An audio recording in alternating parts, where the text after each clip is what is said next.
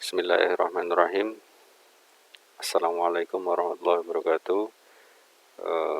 Teman-teman sekalian, pada kesempatan kali ini akan ada materi tentang proses atau teknik klasifikasi sebagai pengganti pertemuan kita yang harusnya kosong pada hari Jumat tanggal 21 bulan Oktober 2022.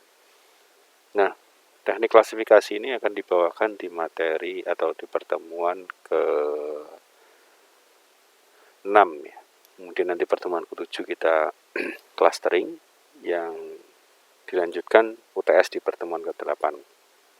Oke. Secara garis besar ya, klasifikasi merupakan memprediksi kelas suatu item. Ya, jadi seperti yang sudah saya sampaikan bahwa ada data latih atau data training dan ada data testing. Data training itu membuat sebuah pola sehingga dapat dikenali oleh komputer atau sistem agar nanti ketika ada data testing baru dia dimasukkan, apakah dia masuk ke kategorisasi A atau B. Nah, itu merupakan konsep dasar dari klasifikasi. Kemudian klasifikasi juga membuat model berdasarkan data pelatihan dan digunakan untuk mengklasifikasikan data, untuk mengelompokkan data berdasarkan parameter yang sudah ditentukan. Langsung di sini kita ada contoh kasus, ada input data mahasiswa, kemudian ada output juga, 2 kelas, lulus tepat waktu dan lulus terlambat. Ya, ini salah satu contoh. Bagaimana kalau diberikan data input mahasiswa, sistem secara otomatis menentukan mahasiswa tersebut akan lulus tepat waktu atau terlambat. Jadi dari data input itu adalah data baru sebagai data testing. Ya. Outputnya adalah berupa 2 kelas. Kelasnya penentuannya adalah tepat waktu atau tidak. Contohnya di sini kita ada sebuah data training. Ya, di sini data training dengan field nama IPK semester 1 Madas ya, Madas itu matematika dasar atau mata kuliah dasar. Kemudian tepat waktu. Ya, di sini di data yang pola yang sudah kita dapatkan, kita bisa sampaikan bahwa Budi dengan IPK semester 1-3 mata kuliah dasarnya A, dia akan lulus tepat waktu. Prediksinya adalah tepat waktu. Wati IPK semester 1 1,5 matematika dasar mata kuliah dasarnya adalah E, maka dia tidak lulus. Ini data yang real, data yang sudah terjadi. Ya, kemudian dan seterusnya ada di sini Badu, IPK semester 1 2, mata kuliah dasarnya A, dia akan lulus dan seterusnya. Ini akan membuat sebuah pola, ya, sebuah pola di mana kedepannya nanti akan ada data baru yang dipertanyakan apakah data dengan jenis seperti pertanyaan di soal itu merupakan kelas A atau kelas B. Dalam hal ini adalah kelas yes atau no, tepat waktu atau tidak. Maka di sini kembali lagi kita lihat soalnya bahwa bagaimana kalau diberikan data input mahasiswa, ya, caranya supaya sistem itu otomatis menentukan mahasiswa tersebut masuk ke kategorisasi lulus tepat waktu atau tidak. Maka data inputnya setelah data training itu diolah menggunakan algoritma klasifikasi, ya, pakai classifier model, berarti habis itu ada data baru, data masuk, ya, data masuknya ini nih, if atau jika IP-nya di atas 3 atau Madas sama dengan A, then tepat waktu yes, ya. Jadi kalau IP-nya di atas 3, Madasnya itu A, maka dia akan masuk ke kategorisasi tepat waktu. Ya. Maka ini harus datanya itu harus baik dulu. Maka nanti kan di klasifikasi ada preprocessing, ada cleansing dan sebagainya. Supaya tidak menimbulkan sebuah, ya, minimal redundansi data sudah tidak ada. Kemudian data-data yang tidak representatif juga hilang. Ya, maka ini sangat berpengaruh sekali nanti terhadap akurasi klasifikasinya. Kemudian di sini ada lagi, ya, kita tampilkan lagi nama Ahmad, IPK semester 1 3,2, Madas A, tepat waktu yes, Intan 3,3, Madas B no. Jadi ini sebuah data latih yang menyatakan bahwa ini loh, kalau orang dengan IPK sekian, Madasnya A, B, atau C, dia akan lulus atau tidak. Ya, sejauh mana model bisa tepat meramalkan, ya tergantung data ini tadi, tergantung data latih tadi. Ya, kalau data latihnya baik, maka peramalan atau prediksi kedepannya terkait dengan klasifikasi dia juga akan baik. Ya, data testing kemudian masuk ke classifier model. Rule-nya seperti ini, kurang lebih ini menggambarkan tentang rule. Nah, misal kita punya data, sebuah data classifier model. Data barunya adalah Tatang, kemudian IP-nya 3,0, kemudian A. Maka dia masuk ke kategorisasi mana? Kategorisasi yes atau no berdasarkan parameter ini. Ini akan diolah nih, bisa di rata-rata atau dan sebagainya lah. Intinya nanti akan diolah supaya kita bisa memprediksi ya, mana data mana yang menjadi kemiripan ya, atau lebih condong kemiripan kepada kelas tertentu. Nah, ini ketika ada Tatang, IPK-nya 3,0, kemudian Madasnya A, ternyata dia lebih mirip atau lebih condong kepada database yang tepat waktu. Ya, maka di sini ada jawabannya adalah yes ketika kita memiliki data testing Tatang 3,0 kemudian A. Oke, ini hanya sekedar contoh saja. Proses pembuatan model itu data latih, model klasifikasi, proses data testing, ada apakah model itu sudah benar atau belum, apakah dia akurasinya tinggi atau tidak. Kemudian ada proses klasifikasi data yang tidak diketahui kelasnya, kelas data. Nah, ini kita ada ini teman-teman nanti bacalah, ada data cleaning, reference analysis, data transformation. Itu hal-hal yang harus dilakukan sebelum proses klasifikasi. Jadi data tersebut harus diolah dan fixing lah, ibaratnya melihat versi data yang paling dimungkinkan untuk diolah. Oke. Kemudian nextnya adalah kita lihat ada contoh di sini. Ada sebuah data ya, data latih itu memiliki field age, income, student, credit rating, dan bias komputer. Ini adalah data untuk menentukan apakah seseorang merupakan apakah seseorang representatif untuk memberi komputer atau tidak. Ya, ini kita pakai decision tree. Ya, decision tree diciptakan oleh Ross Quinlan. Ya, model dipresentasikan dalam bentuk tree atau pohon. Dari data ini kita bisa melihat bahwa ada beberapa kelas yang terbentuk berdasarkan age atau berdasarkan usia. Ya, sekilas saja kita lihat bahwa di sini kalau usia kurang dari sama dengan 30, ya 30 atau 30 ke bawah, income-nya high, ya, income-nya high. Studentnya no, berarti ini statusnya bukan student. Credit rating fair, biasanya dia tidak akan beli komputer. Jadi ini data ini salah satu simulasi untuk prediksi penjualan apapun nanti. Apapun itu, misalnya di tempat kalian ada pembeli potensial atau dan sebagainya. Nah, saya kalau nggak salah pernah bicara tentang nasabah potensial kartu kredit. Ya. Nasabah potensial kartu kredit itu memiliki field yang menurut penyelenggara atau menurut si pemilik produk kartu kredit itu merupakan indikator suksesor dari seseorang bisa dinyatakan sebagai nasabah potensial. Nah, ini juga sama sebenarnya tekniknya. Ketika ada usia kurang dari sama dengan 30, statusnya high, income-nya high, dan seterusnya, dia tidak membeli komputer. Dia tidak potensial untuk membeli komputer.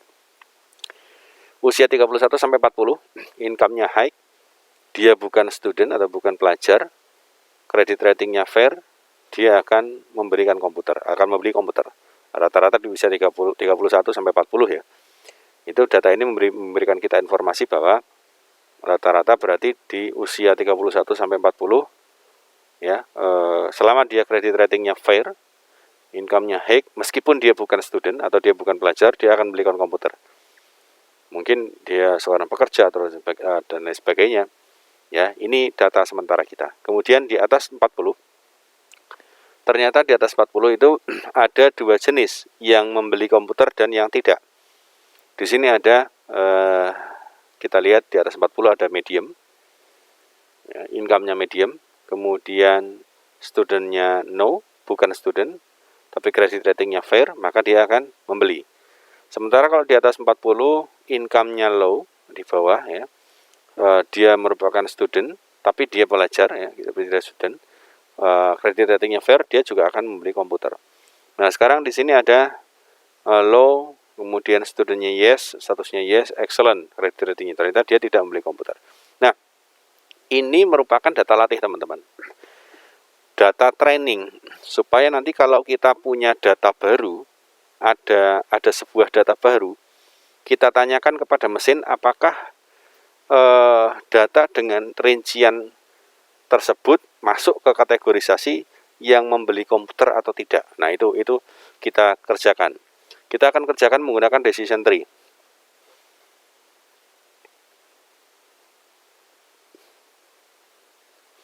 Oke, decision tree di sini sudah saya coba rekap di Excel. Kita yang pertama dulu ya, kita kelompokkan berdasarkan age yang kurang dari sama dengan 30.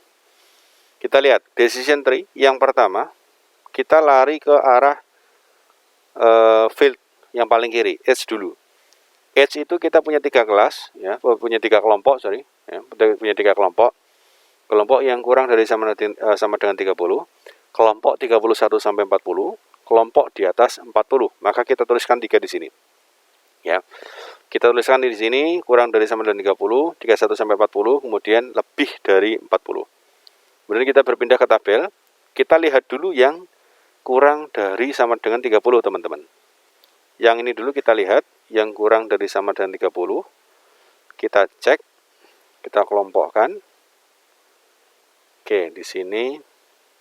Nah, nanti akan muncul di sini ada kurang dari sama dengan 30, income-nya adalah high, medium, low, medium. Statusnya dia bisa berupa bukan student atau bukan pelajar ataupun pelajar. Credit ratingnya fair, excellent, fair, dan excellent. Kita lihat di kelas 30 ya, kelas kurang dari sama dengan 30, kita lihat field mana yang menjadi suksesor atau penentu utama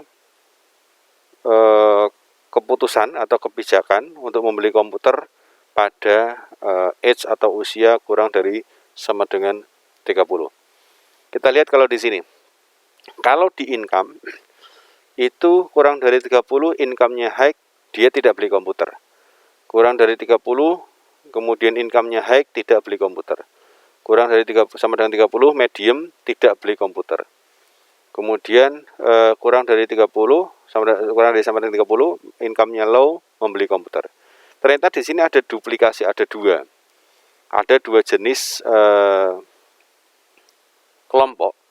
Kelompok medium ternyata ada yang bisa diputuskan sebagai bukan pembeli ataupun medium yang membeli komputer. Maka ini tidak bisa kita pakai. Artinya bukan suksesor, bukan sebuah pilihan, dua pilihan yang menjadi sebuah keputusan. Ini kan masih ada ini nih, ada duplikasi. Ternyata dengan income itu kita tidak bisa tentukan. Karena di sini kadang medium beli komputer, juga bisa disampaikan medium tidak membeli komputer. Oke, kita hilangkan dulu, kita kuningkan, tidak dipakai. Kemudian kita cek student, ya. Kita cek field student. Maka age kurang dari sama dengan 30 dengan status pelajarannya no, dia sudah pasti tidak membeli komputer. Nih ya, kurang dari 30, student statusnya no atau bukan pelajar, dia tidak akan membeli komputer. Nah, sekarang kurang dari 30, statusnya yes, dia membeli komputer. Maka ini akan ada, ini sebuah suksesor atau sebuah supporting keputusan, ya. Karena di sini labelnya hanya ada dua, no or yes. Kalau no berarti dia tidak membeli komputer, kalau yes berarti dia membeli komputer. Berarti student ini bisa kita pakai untuk menentukan keputusan. Ya, kita cari yang dua variabel untuk menentukan keputusan. Ini kita tandai sebagai yang biru misal. Kemudian kita lihat credit rating. Supaya kita tahu ya, semua kita cek. Kita lihat credit rating. Di sini ada fair no, kemudian excellent no, fair no, fair yes. Nah, ini ada duplikasi lagi. Artinya ini belum bisa mendukung keputusan karena ada yang credit ratingnya fair, dia membeli komputer, atau kredit ratingnya fair, dia tidak membeli komputer. Maka ini nggak bisa dipakai, langsung kita kuningkan. Kita kuningkan karena tidak bisa digunakan. Maka yang kita gunakan adalah student. Jadi di dalam decision tree yang pertama, level pertama, yang di bagian kurang dari sama dengan 30, yang kita pakai adalah student. Ya. Karena kalau keputusannya, kalau di usia kurang dari sama dengan 30, suksesornya adalah student, keputusannya adalah student. Kalau dia student, ya, studentnya statusnya yes ya. Kalau dia student, dia benar-benar student, maka dia akan yes, dia akan beli. Lihat nih. Di age kurang dari sama dengan 30, ya, kurang dari sama dengan 30. Kalau dia student yes atau dia merupakan student, maka dia akan buy komputer, beli komputer. Kurang dari 30, student, yes, yes. Sedangkan kalau kurang dari sama dengan 30, dia statusnya studentnya no, dia bukan student, maka dia tidak akan membeli komputer. Berarti ini tergambarkan dari tabel ini ya. Kurang dari 30, dia bukan student atau studentnya statusnya no, maka dia tidak akan membeli komputer. Nah, ini yang pertama. Ini yang bagian kurang dari sama dengan 30. Ini sudah clear ya. Decision tree pertama sudah clear, bagian kurang dari sama dengan 30. Sekarang kita berpindah ke kelompok yang berikutnya, adalah 31 sampai 40. Oke, 31 sampai 40. Maka 31 sampai 40 bisa kita cari bahwa semua usia ya, semua usia 31 sampai 40, apapun itu, meskipun income-nya high, low, medium, high, dia statusnya student atau bukan, ya.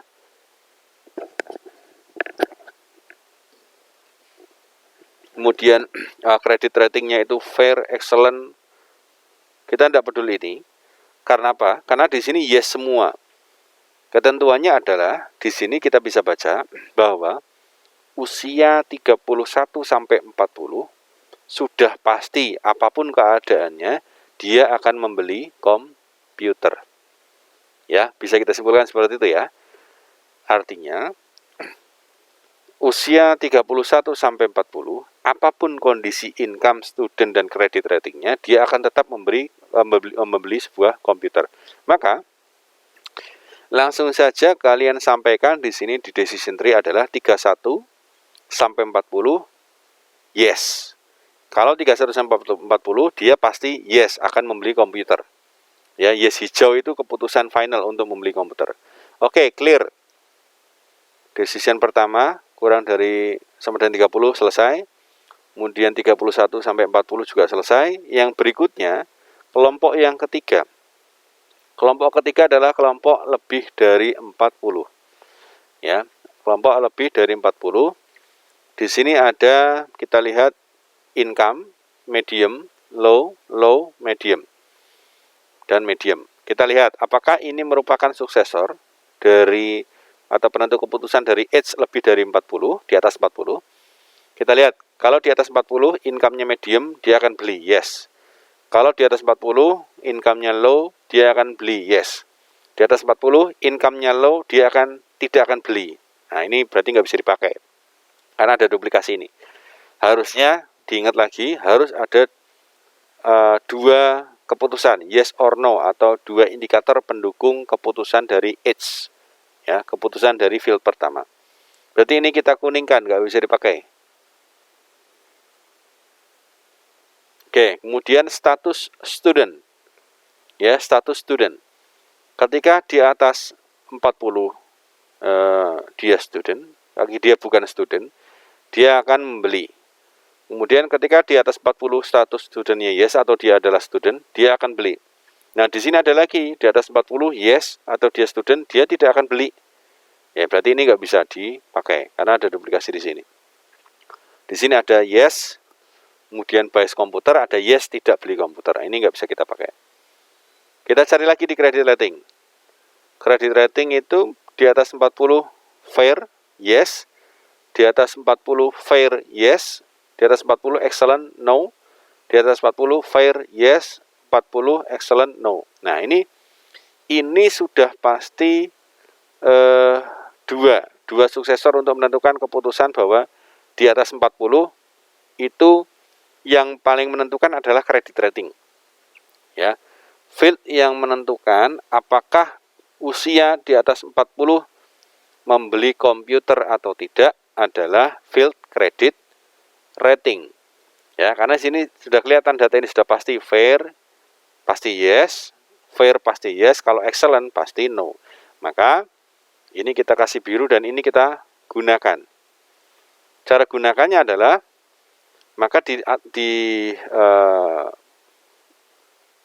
lebih dari 40 di field yang ketiga di decision tree-nya, kita bawahnya kasih credit rating.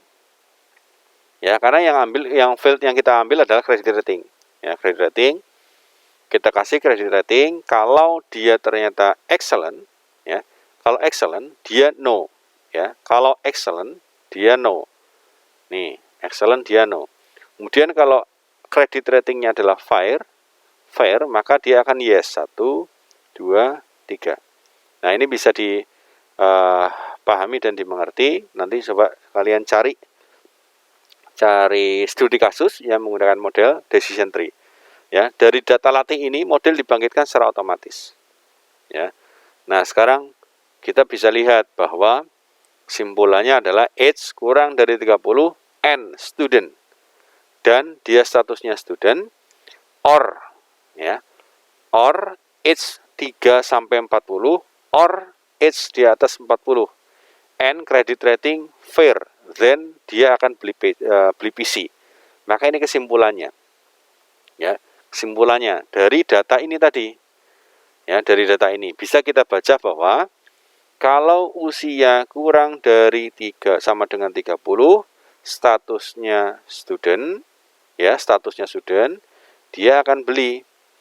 Kalau usianya 30 sampai 40, dia pasti akan beli. Kemudian kalau usianya di atas 40, kemudian kok kredit ratingnya fair, maka dia akan membeli. Yes hijau ini status membeli laptop atau tidak. Ya, berdasarkan data yang ini tadi. Ya, nanti teman-teman bisa carilah, teman-teman bisa cari contoh-contoh lain untuk diselesaikan menggunakan pendekatan dari decision tree. Oke. Nah, ini nanti bisa dipelajari lagi, ya. Kemudian kita akan berpindah ke mana nih? Ke Naive Bayes, ya. Perpindahan ke Naive Bayes, ya. Untuk klasifikasi dokumen atau untuk deteksi spam atau filtering spam. Kita ada contoh kasus, ya. Ada contoh kasus. Di sini ada sebuah objek, ya, masuk ke dalam kategori untuk dipilih perumahan atau tidak. Jadi kita punya objek, dia akan melakukan klasifikasi secara otomatis apakah dia layak dipilih oleh pembeli atau tidak. Tentunya dengan data training terlebih dahulu.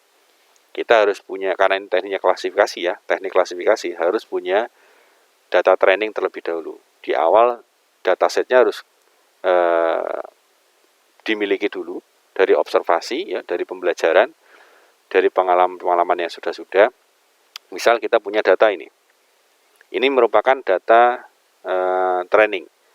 Kita punya sebuah data yang sudah pernah dilakukan oleh customer sebelumnya mungkin. Di sini ada aturan pertama adalah jika harga tanah murah, jarak dari pusat kota dekat, kemudian tidak ada angkutan umum, maka ini akan dipilih sebagai perumahan atau rumah yang dihuni lah. Aturan kedua adalah jika harga tanahnya sedang, kemudian jarak dari pusat kotanya itu dekat, dan dia tidak ada angkutan umum, maka dia akan dipilih.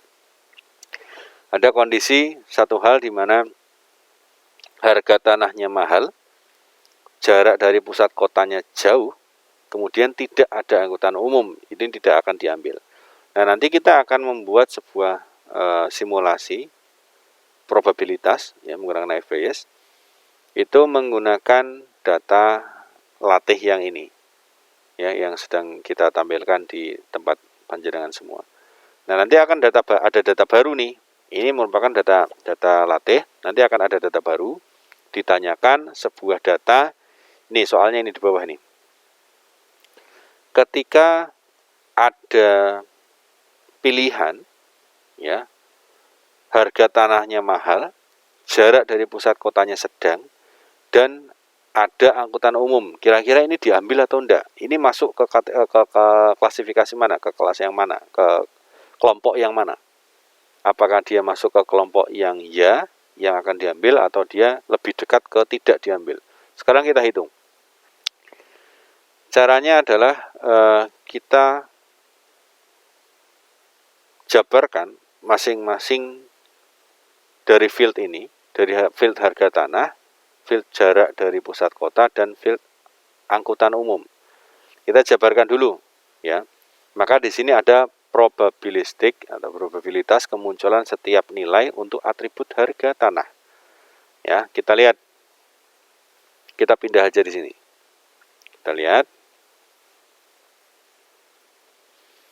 Atribut harga tanah. Harga tanah di sini ada 3 kelompok. Harga tanah adalah murah, sedang, sama mahal. Kita isi di sini. Murah, sedang, mahal. Jumlah kejadian yang dipilih ya. Artinya kalau harga tanah murah, ya-nya berapa? Kalau harga tanah murah, tidaknya berapa? Kita harus catat di sini. Kita lihat harga murah, dipilih ya-nya ada murah ya 1, murah 2. Oke, berarti di sini ada 2. Ketika harga tanah murah diambil ya ada 2. Kemudian yang tidak murah ini ada 1. Oke. Kemudian yang kedua adalah sedang. Ya, harga sedang. Sedang itu diambil ada berapa? 1. Kemudian 2. Yang diambil ya 2.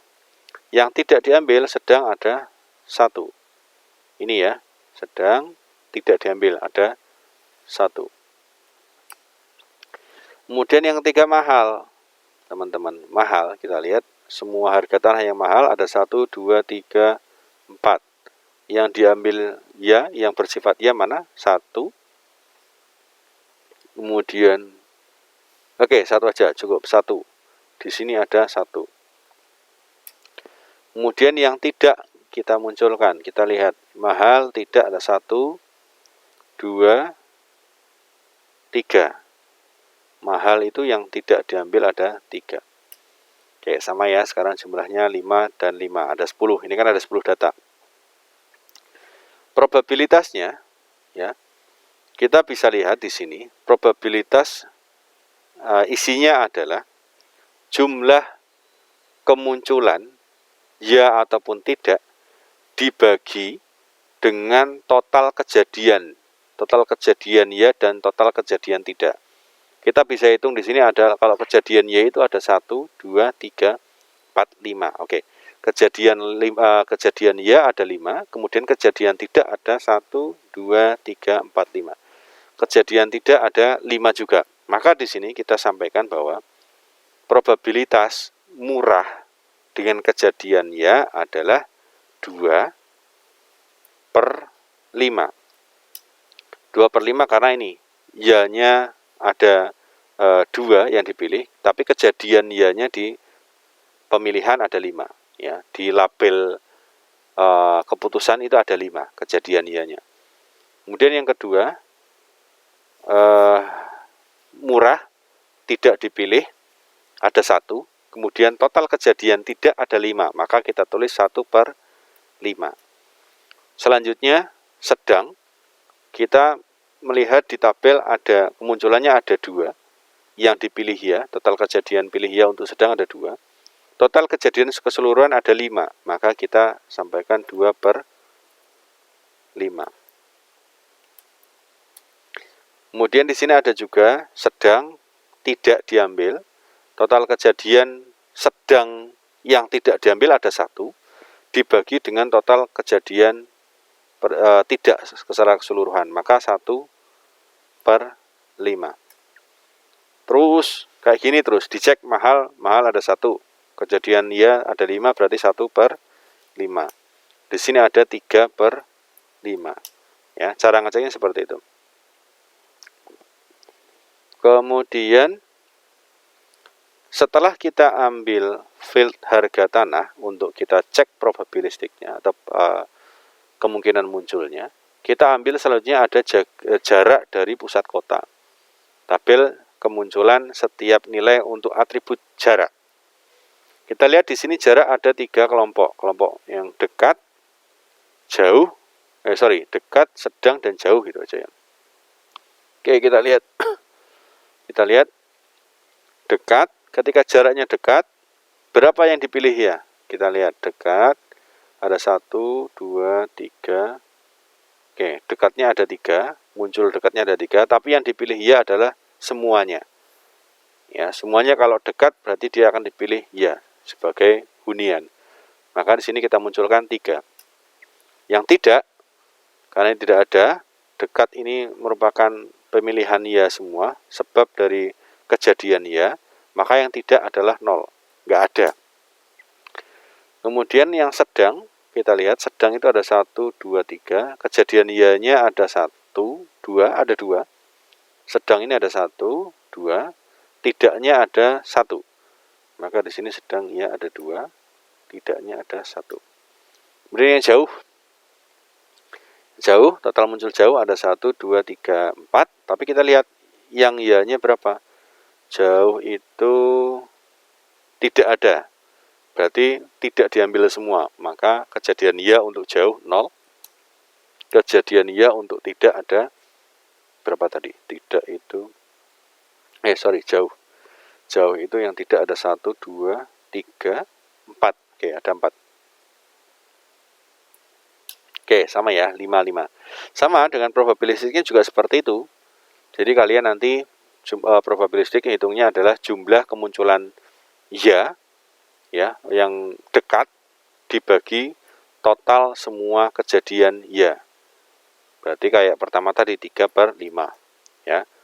Ingat 5-nya itu dari mana? Dari ini ya. Dari potensi kejadian. Di sini di field atau di label total kejadian ya itu kan ada 5, tidaknya juga ada 5, maka balance. Ya, kalau nanti misalnya ya-nya ada 6 ya berarti di sini ada 3/6. Kalau tidaknya ada 4 berarti di sini adalah 0/4. Ya, maka di sini kita tulis langsung aja 0/5, kemudian 2/5, kemudian 1/5. Di sini ada 0/5 lagi, ada 5/5. Oke.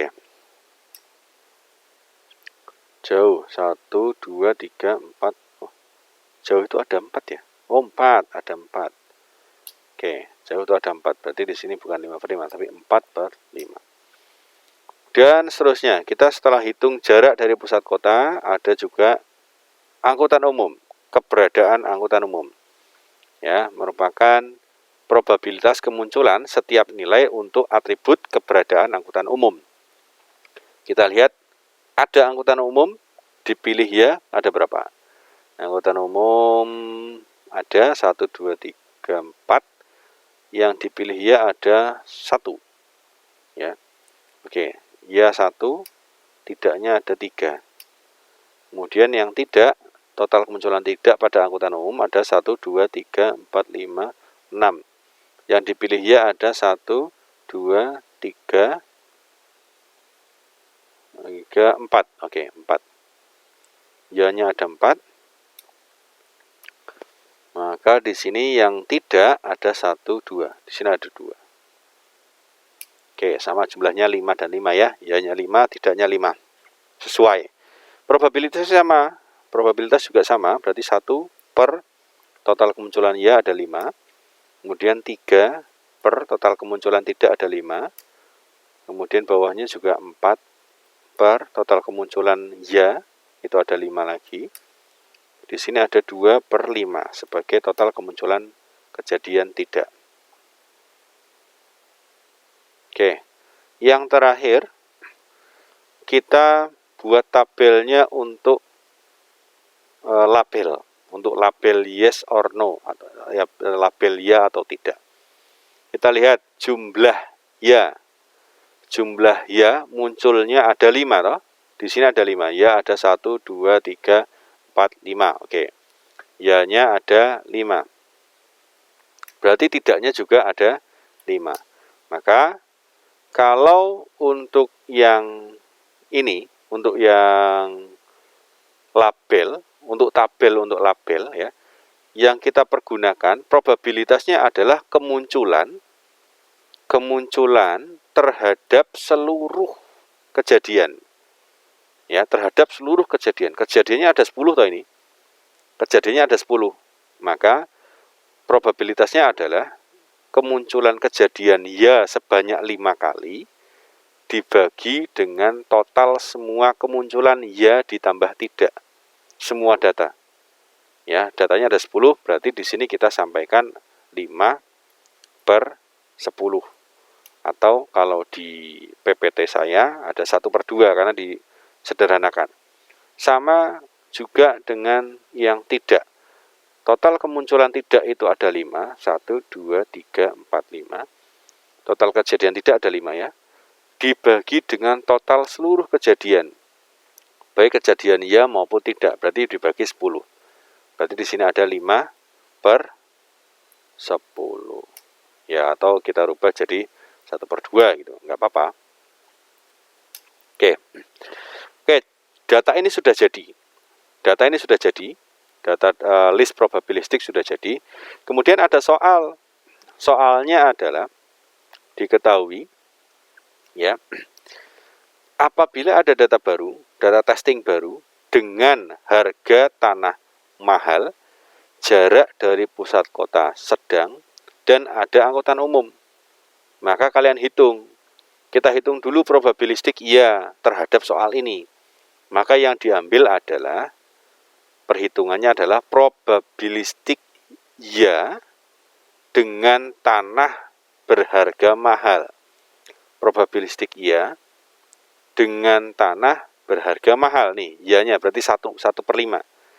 Ya, karena kita lihat dari soal nih, soal yang ditanyakan. Berarti ini 1/5 dikalikan dengan probabilistik ya dengan jarak sedang. Probabilistik ya dengan jarak sedang. Berarti 2/5. Berarti 1/5 dikali 2/5 dikalikan lagi probabilistik ya angkutan berstatus ada atau ada angkutan di sini. Maka kita lihat angkutan ada ya 1/5. Berarti 1/5 dikalikan 2/5 kali 1/5.